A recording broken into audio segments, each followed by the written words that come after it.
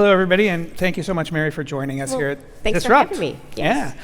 So this is not an automotive conference. This is a tech conference, and thank you for being here. It's, I believe, your first time. And we have a lot of folks in the audience who are engineers and software people and technologists. So I want to talk a little bit about your formative experiences with technology. So were you an early computer user, and what was sort of some of the technology that you grew up with? Well, first, my dad was a die maker, and so he had a workbench in the basement, so we were constantly taking things apart, putting things back together. And also, every now and then he'd get to bring a new car home, so we'd be crawling through it, looking at the technology. But then when I was in college, I actually was the first class that was able to do my thesis on a mainframe instead of a typewriter. So technology that was a big jump, but it started going very quickly after that to PCs, et cetera. What was the sort of first mind-blowing technology that you saw where like, wow, this is actually going to change things fundamentally? Was there a moment like that? Well, I think many different through my career at General Motors that spans more than 40 years, but I think as I got into the CEO role, was looking at the fact that the vehicle really was a software platform as well as what could happen from an autonomy perspective. So when you, well, first of all, tell me what your first car was again. It was a Chevrolet Chevette. My first was also a GM, it was a Century. So if you look at sort of how technology in the vehicle has changed since that first car, how has it changed the buying experience, the driving experience? What sort of are the most important things, do you think, that have changed in the last 40 years? Well, I think everything has changed in the way. I mean, at that point in time, most of the vehicle was more mechanical as opposed to software-based. And so every system over the last 4 decades has become much more of a software. In fact, the software is really kind of the brain and the nervous system of the vehicle. And so I think that's been one of the huge disruptions. But the other, I think, very significant change has been in safety. From detecting crashes, safety systems that help you be a better driver, help you stay more alert. So to me, the biggest foundational have been the safety changes and just the fact that the whole vehicle has become a software platform. And now we're working on autonomy, both what we call L3, which is driver assistance technology that can make the driving experience much safer, all the way to L4 and L5, which is where the vehicle takes responsibility for driving. When you're thinking about the car as a computer on wheels, which is sort of how you think of vehicles today, right? Yeah, I mean, to me, though, I think it's this merging of hardware and software, because a vehicle, for most people, is either their most important purchase or their second most important purchase, and it's a bit of a fashion statement. So you're not only looking at the way the vehicle looks, what are the design characteristics, you're looking at the functionality, but then I believe software today has gotten so much better, but we're only at the early stages of what we can do in a vehicle to make the driving experience better for the driver and for the passengers. Okay. When you're thinking about how software performs functions in a car, what are you optimizing for first? So is it about safety? Is it about driving performance? Is it about entertainment? Is it about something else? Like, how do you kind of weigh those different things and make those kinds of decisions? Well, I think it starts with safety. I think because allowing people to have a safer travel from getting from point A to point B, the technology we can surround you in. So again, as I said before, you can be a better driver. I think that's number one. Then how can the vehicle perform better? I think most people haven't driven their vehicle to the extent of how fast it can go or how it can corner. I'm not encouraging you to go do that, but I mean, I think especially when you're on a track and you can really let loose on a vehicle and see what it can do, it's phenomenal. And then the second is entertaining, but doing it in a way that's not distracted, because especially for the driver distraction is a real issue from crashes and fatalities in this country and around the world. So how do you give people the information they need in a seamless manner so they're not distracted from the actual role they have to drive? Yeah, software in a car is different than software in, say, a computer, right? So if something isn't working properly, it can have a pretty catastrophic effect. So I know that there was at one point the Blazer had some issues with some of the software there, and you made the call to sort of stop selling them for a little while and fix those issues that you had. How did that decision go down, and how did you decide to do that? What was that like? Well, it was really about the customer and protecting the customer. So as we looked at the readiness of the software and we realized there was some issues, we really had to step back and not sell the vehicle till we could get the software right and put it in the hands of the customer. And a lot of it was, the way the vehicle was performing that wouldn't meet the customer's needs, but also, some system aspects. So, the team made a recommendation to myself and our president, and we immediately said, yes, this is what we have to do. We have to protect the customer and make sure that when we deliver the vehicle, everything's working. And we learned so much since that point in time and have launched several vehicles. I think it was a moment where the whole organization understood it's got to be right. And fortunately, we had brought in a lot of software talent, many from this area, from all the, I'll say, tech companies, as everyone would know them, who really came in and have changed our software development process. So we're finding and fixing issues much earlier, validating, testing. So it's really been a transformation this year. Yeah, it's a different kind of business to be in a way. It is. Another thing I wanted to ask about, when you think about software, the software-defined vehicle and sort of software running cars, does GM eventually become more of a data company? I mean, a lot of companies in Silicon Valley have built fantastic, very valuable businesses on top of data, user data, and other types of data. So how's that transformation going? Well, if you think about it, the vehicles and how many sensors they have on it today, there's a lot of data that we can collect. We have, we want to respect consumers' data privacy. We've hired a chief privacy officer from actually from the tech companies, and as we move forward, we think that data can unlock, especially anonymized data, to make driving experience better for all of our vehicles, and then continue to tune it so we can make the driver experience better for the people in the vehicle. So it's a journey that we're on, but I think data is going to be very important of refining processes and tuning them into the individual, but also anonymized as well. Right, and there was that sort of incident where OnStar was collecting some data about drivers and maybe they felt like they weren't completely informed of that fact. And it's an interesting transformation. Now you have to think of GM as a privacy company and a cybersecurity company and all of these other kinds of functions. Well, I take cybersecurity really serious from a vehicle perspective because, again, if something goes wrong, it can have dire consequences. So that's something that we've been investing in for years.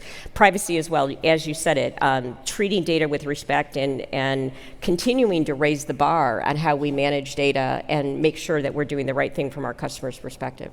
Great.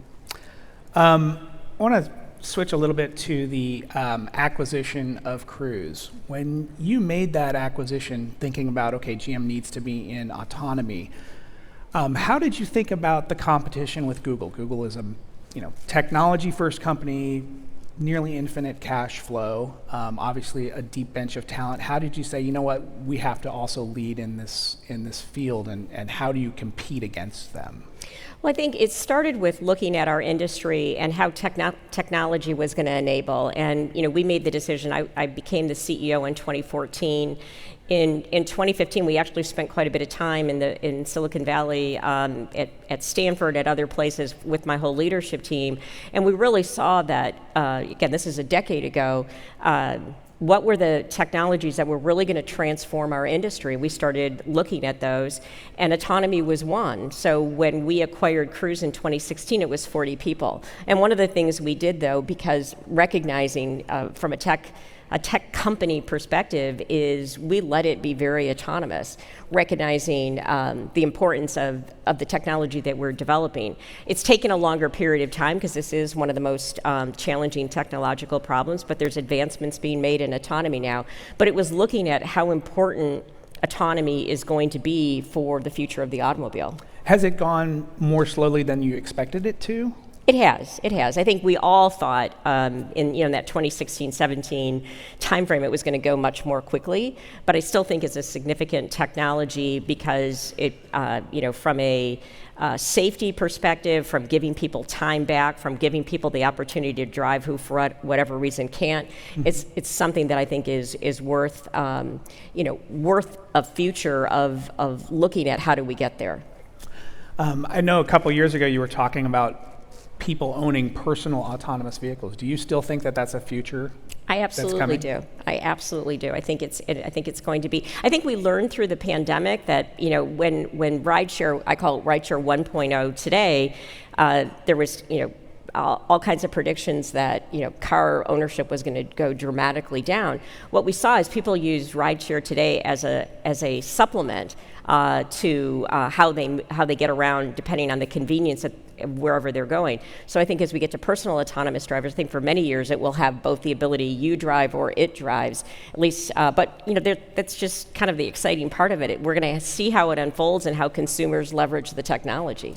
And how do you sort of figure out regulation? And you have to work pretty closely with regulators in a lot of areas, because I can imagine a combination of drivers and driverless vehicles on the same road could present a lot of challenges. Right. Things move more slowly and so forth. And that's why I think from an autonomous vehicle perspective, you not only have to be following all the rules of the road and driving appropriately, you also have to be, a certain extent, like people who drive today, you drive a little bit defensively as well. So I think you've got to span that spectrum. But from a regulatory perspective, I think that's one of the advantages General Motors brings us. We're a highly regulated industry, and we've been working with the regulators for many, many years. And I think one of the ahas that really came to the forefront with Cruise is you've got to be working at the local level, the state level, and the federal level when you have technology so significant that's going to really change. So that's what General Motors has really brought forward and will continue to do.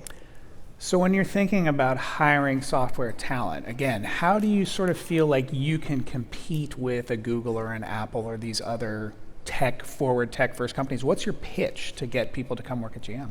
Well, I think we're mission-driven, and I have tremendous respect for all of those companies. But we're creating a product that can change the world, really, from an environmental perspective, from giving people back time. When you look at all the way to autonomy, from making it safer. So I think we are having a lot of people join the company because they're very mission-based. They want to be part of this changing to electrification, getting the software so it does things we can't even imagine today. So I think that's what motivates people. That's our pitch, and we're having quite a bit of success. Yeah, you have a new office down in Mountain View and so forth. Yeah, we have a lot, and we've had a lot of people join from a collection of tech companies, and then merging with people who have the deep expertise in how to do vehicles. So it's actually been really energizing for me, because I've got to spend the software and services team reports directly to me, and I've got to spend a lot of time with them. And I'm an electrical engineer by degree, so it's really been great for me personally. Great. Have you learned any programming? I programmed in a language that I don't want to admit to everyone because it would be too embarrassing. So, but I have programmed in my life. Great. About a year ago or 2 years ago, you made the decision to halt the Origin, which was a driverless car with no steering wheel and no pedals.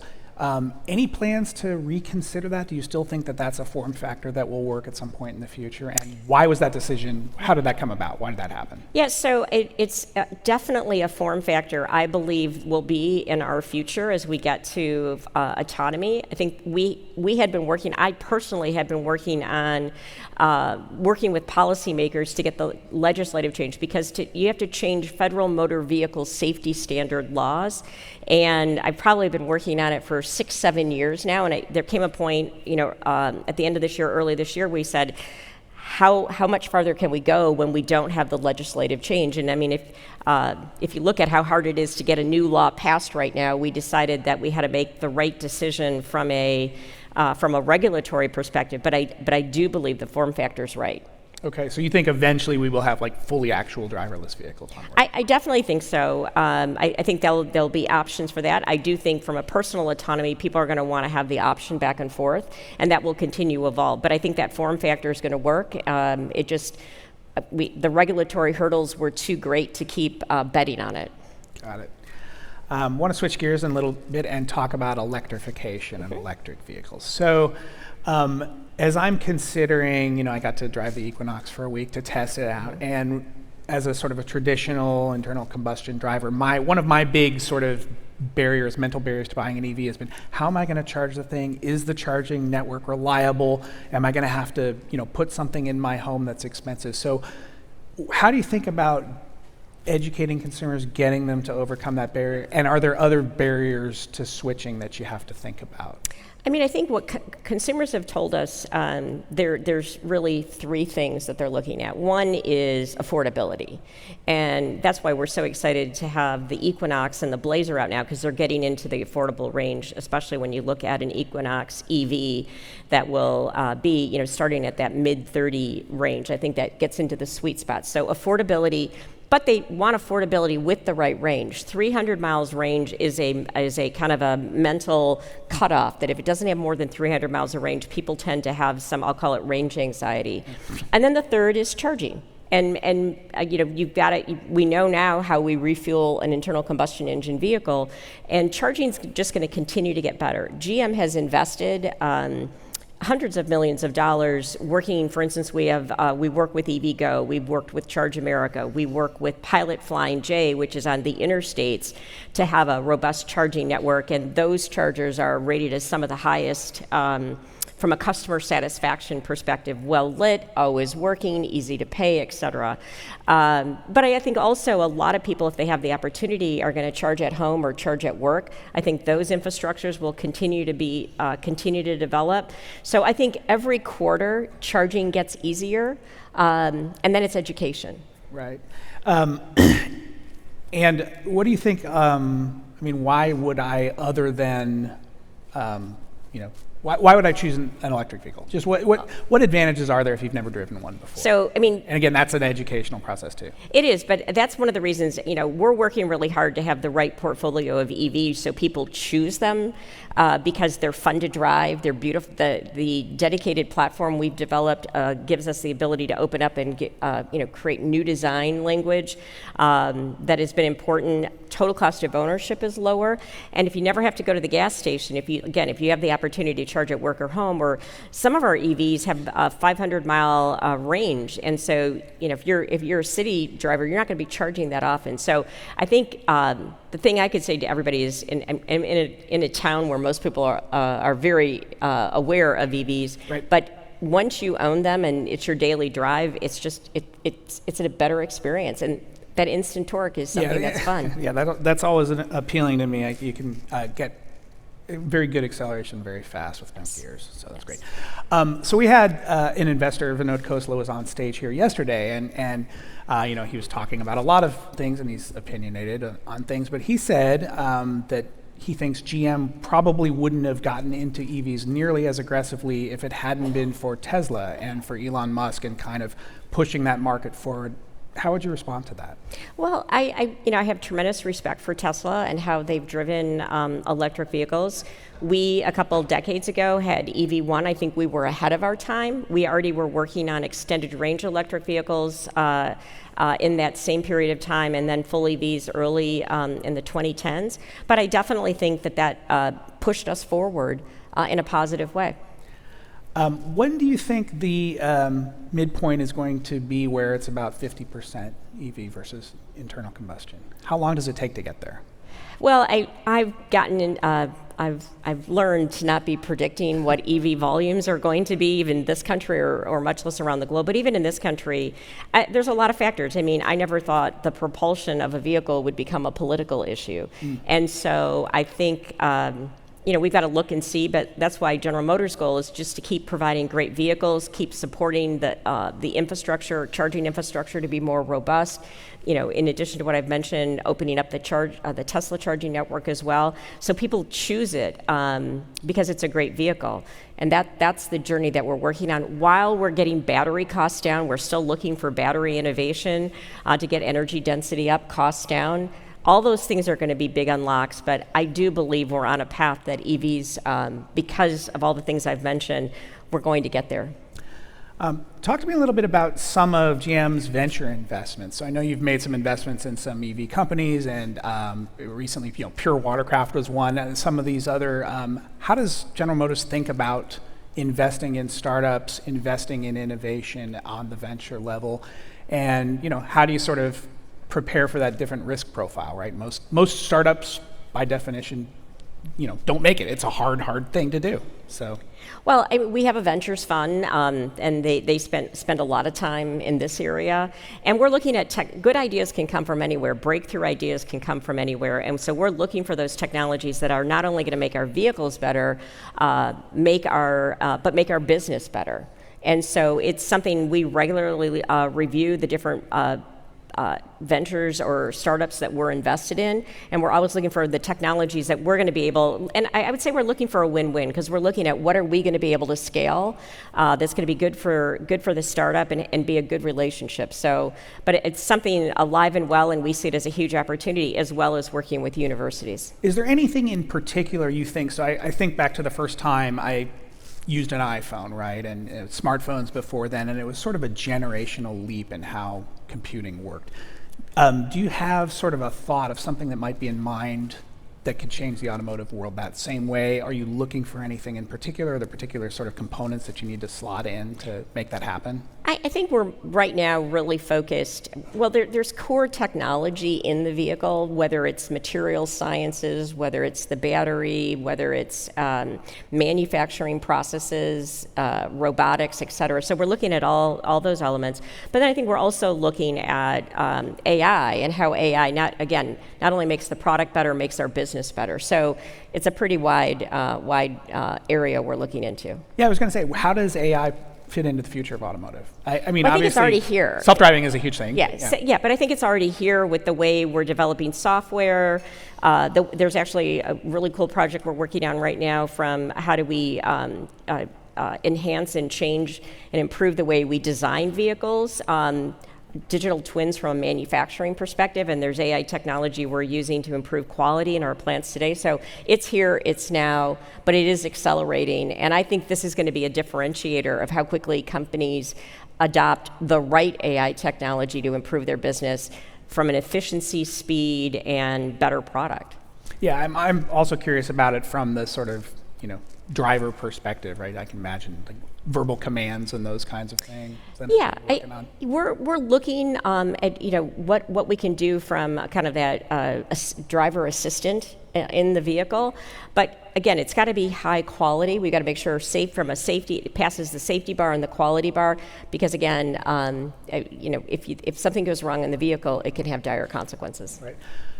Talk to me a little bit about what's going on in China right now. There's a huge explosion of EVs and autonomy there, and sort of how do you look at what's been happening there as affecting GM, the overall global competitive landscape, supply chain, and those kinds of things? Well, I think there's been a huge impact. What has happened from a China perspective, EV adoption has been heavily regulatory driven, but what also has occurred is there's over 100 Chinese OEMs right now, primarily focused on EV, because the intellectual property and know-how from an internal combustion engine was pretty hard to crack from a startup perspective, but with all the work that's going on in country from a battery perspective, I think it allowed a lot of startups to leverage that technology when you look at CATL or BYD, et cetera. And so that's dramatically changed that landscape. And as the country still has some macroeconomic challenges, and they're heavily overcapacitized, it's causing them to look elsewhere in the world to grow. Has it affected how you do supply chain? Has it affected supplies of critical components, anything like that? One of the things we learned during COVID is we want supply chain resiliency. And so we're looking to, for instance, for our production in North America, we're looking to onshore, ally shore. There's a lot going on from a political perspective that we have to look into as well. And our business in China is shifting dramatically with the shift that's occurred. I mean, right now the competition is just continuing. It's from a pricing perspective is lower and lower and lower, and so you have to look at what's the sustainable business, because the situation that's there right now is not sustainable. Yeah. I mean, of the 100 or so companies, only less than a handful are profitable. So there's a lot of sorting that's going to happen from a Chinese market and what's going to happen around the globe. But I also think you have to look at the vehicle. it's a, not only is it a way we move from point A to point B, but with all the data collection, there's also a lot about economic security, national security, and so there's a lot that is complicating the globe right now when you look at the technology that is making our vehicles better. Another one of the big advantages of EVs for many people is no emissions, right? What it does for the climate. So I want to talk to you a little bit about how GM thinks about that issue in general, how it's affecting your business, how you're preparing for it, not just in terms of accelerating production of EVs, but internally and how you sort of look at that. Well, again, if you're going to move, we believe in the science from a climate perspective, and so we've been on a journey to run all of our operations using renewables. We're well on our way in the US, then North America, and then globally. So we're going to continue to do that. I think that's going to be important, but we're also partnering with the power companies, for instance, in this area, working with PG&E, because we believe that EVs eventually can become a source of energy for the grid, cut off the peak needs, or which will enable, I think, a more robust supply chain. So basically charging back to the grid at night. Power back. And so that's why we're, like for instance, our Silverado EV, our Sierra EV, and more products following will have bidirectional charging. So think about it now, your vehicle, another reason why you be interested in an EV, do you get to a point where you can actually be selling energy back? So there's huge opportunities, I think, that we can have a more secure energy and a grid as we move forward here.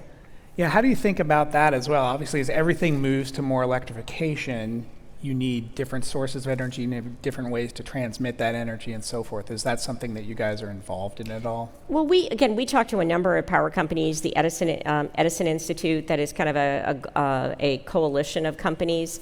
And we want to find solutions together. And I think we've learned from different situations that have happened in this country, there's times where we're only as strong as the weakest link of the grid. And so that's why we're working to make sure that we're taking the right steps from a charging, that as we get more EVs out there from a charging perspective, it's going to be a help, not a hindrance. Right. I want to talk again also a little bit, Cruise was a huge acquisition, an unusually big one for General Motors.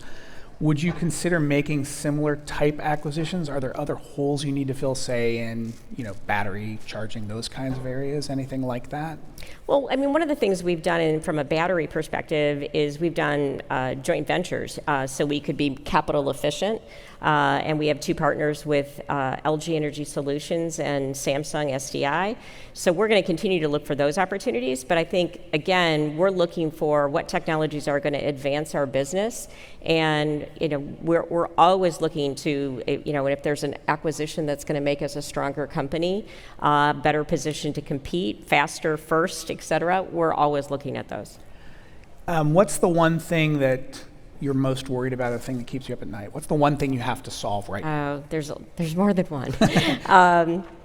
I think I would just say continuing to take cost out from we believe in an all EV future, but to really do that, we need to continue to improve battery technology. I think that's very important.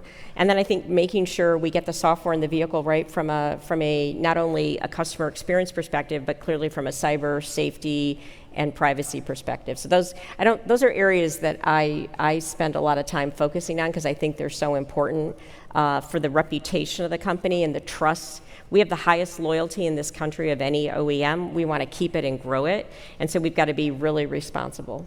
In terms of the software experience, is there anything in particular that really stands out to you, something you guys have done in recent years, like this is better than the competition, this is something only we can do? I think one of the things is Super Cruise. So Super Cruise is our driver assistance technology that's hands off the wheel, feet off the pedals.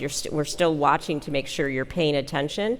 But we have over 80% of customers say once they've experienced Super Cruise, they either wouldn't want a car that doesn't have it or they strongly prefer it be in their next vehicle. I haven't seen many technologies on a vehicle that have that high a rate of the customer saying, I want this. And our technology is continually rated as the best or one of the best in multiple external ratings. So I'm very proud of that technology and we're just working to keep making it better. Got it. We're close on time here. I want to ask you sort of one final question. So you've now been at the helm of GM for 10 years.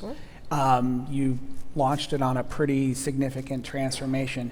How will you know, what milestones are you looking for to know that you've accomplished what you've wanted to accomplish, and how and when will you feel comfortable saying, okay, I can hand off the reins to the next generation?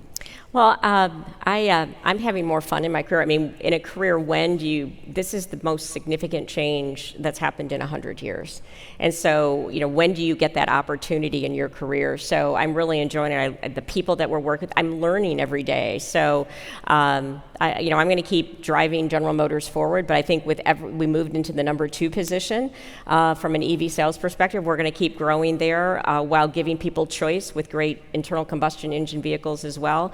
So I would say as we get to EV profitability and continue to advance autonomy in the software, I feel we're on a really good path. One more, I'll put it another way. What do you want your legacy to be? What do you want to be remembered for? Like, this is the thing that I did. Well, there's never going to be a thing that I did alone, because it's going to be the team. It's going to be really the people who do the work every day. So again, I think legacy is what someone else writes about you. To me, though, if I can, be known that we laid the foundation for GM to be around for the next 100 years with the right technologies and the right team, I'll be proud. Very good. Great. Give it up for Mary, please. Thank you. Thank you. Thank you very much. Thank you. Appreciate it. Awesome. Great.